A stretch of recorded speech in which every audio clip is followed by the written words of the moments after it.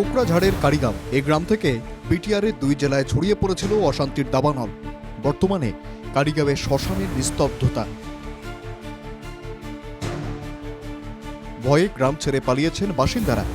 বুধবার কারিগাঁওয়ে গিয়ে দেখা গেল গোটা গ্রাম তছনছ করে দিয়েছে দুষ্কৃতীরা। জ্বালিয়ে দেওয়া হয়েছে বহু বাড়িঘর। প্রশাসনের পক্ষ থেকে খোলা হয়েছে 5টি আশ্রয় শিবির। ওখানে আশ্রয় নিয়েছেন 3000-এর বেশি মানুষ। বুধবার আশ্রয় শিবির পর্যবেক্ষণ করেন আইজিপি অখিলেশ সিং। তিনি জানান, পরিস্থিতি ক্রমশ স্বাভাবিক হচ্ছে। যে প্রথম দিনা ঘটনা হয়েছিল, এক্সিডেণ্টেল ঘটনা হয়েছিল, হেতু লৈ পেলাই বাঢ়ি গৈছিল মিষ্ট্ৰাষ্ট এটা। তো এতিয়া নৰ্মেলচি আহি গৈছে প্ৰায়, আৰু চবেই মানে উৰা বাতৰি তেনেকুৱা ইমান মন কৰিব নালাগে। চিকিউৰিটি আছে আমাৰ। সিকিউৰিটি কিমান ডিপ্লয় কৰা হয় ছাৰ? Army CRP? আৰ্মি তো ফ্লেগ মাৰ্চ কৰিছে, আমাৰ CRPF আছে, ৰেপিড একশ্যন ফ'ৰ্চ আছে, আছাম পুলিচ বাটালিয়ন, আছাম পুলিচ বহুতখিনি জিলাৰ পৰা লৈ আনি ইয়াতে মোতায়েন কৰি ইষ্টাব্লিছ কৰি দিয়া আছে। যোৱাকালিৰ পৰা আপুনি আছে, কোনো নতুন ঘটনাটো হোৱা নাই? না, একো নাই। এইকাৰণে মই কৈছোঁ, ৰাইজে চবৰ এটা এজনে এজনৰ ওপৰত বিশ্বাস ৰাখক, কোনো কাৰো ক্ষতি কৰিব নিবিচাৰে। এটা প্ৰথম দিনা উত্তেজনাত যি হ'ল হৈ গ'ল, তাৰপিছত যোৱাকালি একো হোৱা নাই, যোৱা ৰাতিও একো ঘটনা হোৱা নাই, আজিতো সব ঠিকেই আছে। সোমবার রাতের ঘটনার পর যে অশান্তি দেখা দেয় তাতে আক্রান্ত হয়েছে বড়ো ও আদিবাসী সম্প্রদায়ের মানুষ। উভয় সম্প্রদায়ের মানুষ আশ্রয় নিয়েছেন শিবিরে। সবার চোখে ভয়, সবাই এখন শান্তি চাইছেন। খিদি আমাক মাৰিব খুজিছিলে আৰু ঘৰ চৰ জ্বলাই দিছে। এইটোতো আমি আহিব লাগিব। আমাৰ এই নৰলংকাপাৰা আৰু এইটো ওদালগুৰি। এতিয়া বৰ্তমান 13টা মান ঘৰ জ্বলা হৈছে। হতাহত মানে আমাক খিদিছে, বন্দুক লৈ তীৰ লৈ আমাক খিদেই যায়। আমাৰ ইয়াতে দুটা জনগোষ্ঠীৰ মাজত, যেনেকৈ বড়ো আদিবাসী সান্তালী জনগোষ্ঠীৰ মাজত যিটো গোষ্ঠীগত ৰূপ এটা ধাৰণ দেখা গৈ আছে, এই যাতে ৰূপটো যাতে বিয়পি নপৰে বেছিকৈ।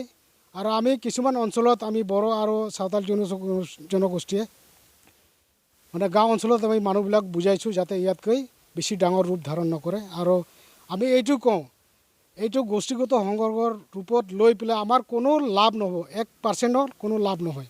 গতিকে ইয়াতে সকলোৱে সংযম হওক, আৰু যিবিলাক বাহিৰৰ পৰা মানুহ আহে তেওঁলোককো কেনেকৈ আমি বাধা দিব পাৰিম, এইটো আমি দুয়োটা জনগোষ্ঠী মিলি আমি এইটো কাৰ্যসূচী বা হাতত পথা ল'ব লাগিব।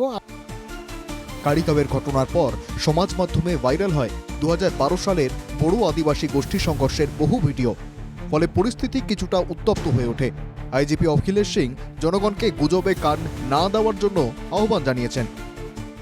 সেইখিনি কৰিব নালাগে কোনো। আগৰ যি ঘটনা হৈ গ'ল তাৰপিছত শান্তি স্থাপনা হৈছিল, আৰু এইকাৰণে ইণ্টাৰনেটটো কৰ্তন কৰি দিয়া হ'ল। কেলৈ এইটো চান্স লৈ পেলাই বহুতখিনি এণ্টি নেশ্যনেল এলিমেণ্টবিলাকে এনেকুৱা গোষ্ঠী সংঘৰ্ষ কৰাব, সিহঁতি চান্স বিচাৰি থাকে সদায়। এইটো সিহঁতৰ চক্ৰত কোনো পৰিব নালাগে। আৰু আগৰ ঘটনা হোৱাৰ পিছত সমাজটো বহুতখিনি আগবাঢ়ি গৈছে। তাৰপিছত এতিয়াতো শান্তি সম্প্ৰীতিৰে চবে আছে, সেইমতে চবে থাকিব লাগে। আচ্ছা, যিটো বাতৰি ওলাইছে মাওবাদীৰ যিটো আপোনাৰ লিংকৰ কথা ওলাইছে, এইটো ভুৱা বাতৰি নেকি?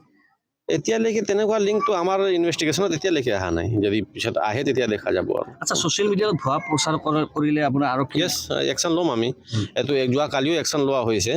আৰু ছ'চিয়েল মিডিয়াত এনে উল্টা পাল্টা যি আছে ভিডিঅ' বনাই উচটনি দিয়া মানুহ, তেওঁলোকক এতিয়া মই আকৌ এটা ৱাৰ্ণিং দিব বিচাৰিছোঁ। সামাজিক এইটো সদ্ভাৱ তেনেকুৱা নষ্ট কৰিবলৈ কেতিয়াও এটেম্প্ট ল'ব নালাগে। আৰু যিখিনি আমি পাইছোঁ অলৰেডি আমি একশ্যন লৈ আছোঁ তাৰ ওপৰত। ঘটনার নেপথ্যে মাওবাদীদের কোনো হাত রয়েছে কিনা তা খতিয়ে দেখা হচ্ছে। স্পর্শকাতর এলাকায় চলছে সেনার টহল।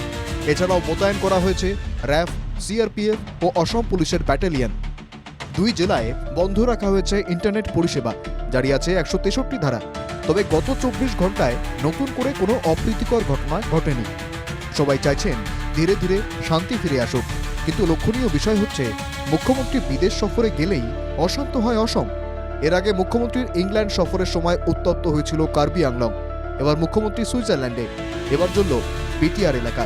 গোটা বিষয়টি কাকতালীয় নাকি রয়েছে কোনো ষড়যন্ত্র? Bureau report, NKTV Bangla.